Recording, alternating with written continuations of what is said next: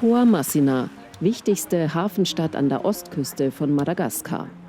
Ein Drehkreuz des Handels und doch geprägt von Armut.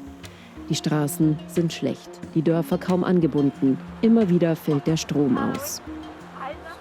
Hier arbeitet Per Thomas Joseph, ein indischer Missionar, der seit mehr als 30 Jahren auf der Insel lebt. Die Erzdiözese Toamasina will Entwicklung voranbringen. Per Thomas hat dafür die Verantwortung übernommen. Und er hat eine Agenda. Es geht um Infrastruktur und um gute Zukunftsperspektiven, besonders für die überwiegend junge Bevölkerung. Aber es geht auch um ureigene Aufgaben der Kirche. Donc quand on est arrivé, donc comme vous, comme n'importe quel étranger, on est un peu frappé par la pauvreté. Man kann schockiert sein von der Armut oder von den Problemen, die den Alltag der Madagassen bestimmen.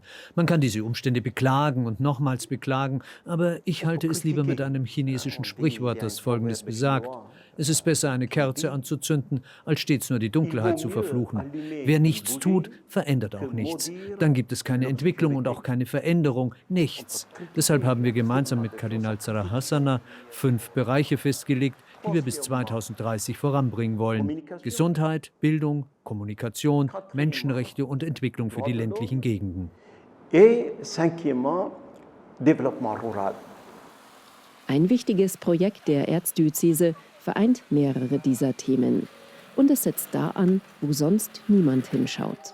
Im städtischen Gefängnis von Toamasina. Die maroden Gebäude sind überfüllt. Immer wieder breiten sich Krankheiten aus. Viele Gefangene bleiben wegen Bagatelldelikten jahrelang ohne Urteil hinter Gittern. Ohne Anwalt, ohne Stimme. Darunter auch Kinder. Dahinter steckt meist bittere Armut und Ausweglosigkeit.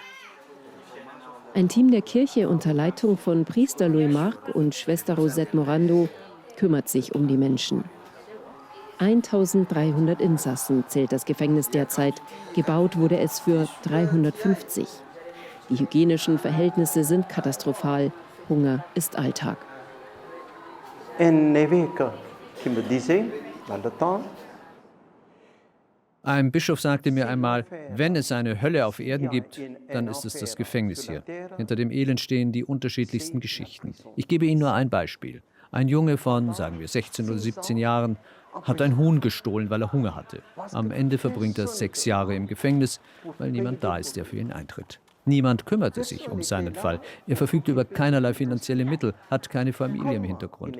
Also ist er im Gefängnis, ohne zu wissen, wie er jemals herauskommen soll. Das Team der Kirche steht den Inhaftierten zur Seite. Mit seelsorgerischem Beistand und menschlicher Zuwendung. Mit Hilfe von Missio gibt es Bildungsangebote und die Möglichkeit, einen handwerklichen Beruf zu erlernen. Das soll Chancen eröffnen für eine gute Zukunft in Freiheit. Und Per Thomas hat noch etwas geschafft. Hier, mitten an diesem Ort der Hoffnungslosigkeit, soll nun auch eine Kapelle Zuversicht schenken. Mais on ne voulait pas laisser un endroit comme si c'est infréquentable. Ein Ort, der es nicht wert ist, das konnten und wollten wir als Kirche nicht so stehen lassen. Also haben wir mit der Unterstützung von Mission München genau dort eine schöne Kapelle entstehen lassen. Sie steht für die Schönheit und Würde eines jeden Menschen. Egal, ob die Häftlinge nun verurteilt sind oder nicht, gerade weil sie leiden, soll die Botschaft sein: Der Herr ist mit euch, die Kirche ist bei und mit euch. Auch Kardinal Tsarahassana steht sehr hinter diesem Projekt. Die Kapelle soll den Menschen Mut und Trost schenken und ihnen ein Stück ihrer Würde zurückgeben. Diese Gefangenen sind nicht irgendwelche Leute, es sind unsere Brüder und Schwestern.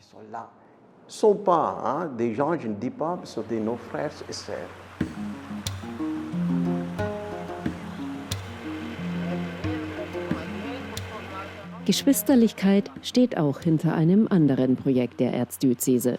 Auf dem Wasserweg geht es mit der mobilen Klinik raus aus Toamasina ins Umland.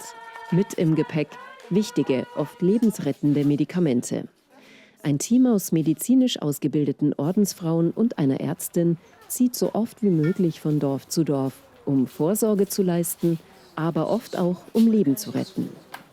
Le secteur de santé, c'est un secteur qui est presque négligé. Der Staat vernachlässigt den Gesundheitssektor. Gerade die Bewohner der entlegenen Dörfer haben keinen Zugang zu einem Arzt oder einer Apotheke. Aber wir sehen, schon mit geringen Dosen Antibiotikum können wir das Leben Dutzender Frauen und Kinder da draußen retten. Man kann diese Bedingungen immerzu beklagen. Oder man findet eben Lösungen. Ça touche notre pays, mais j'ose dire, ça touche aussi les pays africains. Die Lage in Madagaskar verschlechtert sich leider weiter. Bedauerlicherweise sind die die Geschicke des Staates lenken, ihrem Land nicht wirklich zugeneigt. Politiker oder Präsident zu sein, wird hier leider oft als Chance gesehen, Geschäfte zu machen und sich zu bereichern, anstatt sich um die Menschen zu kümmern. Eine Versuchung, der viele erliegen. Diese Haltung müssen wir ändern. Die Kirche spielt eine große Rolle in Madagaskar. Der Staat hört uns. Die Frage ist, hört er auf das, was wir sagen? Ich hoffe sehr, dass man unsere Appelle zur Kenntnis nimmt, denn wir brauchen einen Wandel und wir brauchen Entwicklung in Madagaskar. Tout le monde rêve ça pour qu'il y ait un vrai développement à Madagascar. Dem Erzbistum Toamasina gehen also für die Zukunft die Ideen nicht aus. So sollen in den kommenden Jahren, gerade im entlegenen Umland, immer angebunden an Pfarreien, einige Schulen den Betrieb aufnehmen. Pourquoi? L'église est maison des prêtres, c'est-à-dire presbytère. Denn wo eine Kirche steht und wo es Ansprechpartner gibt, da finden wir Stabilität. Eine Kirche steht auch noch nach vielen Jahren. Wo eine Kirche ist, da ist immer auch eine Gemeinschaft, die etwas entstehen lässt.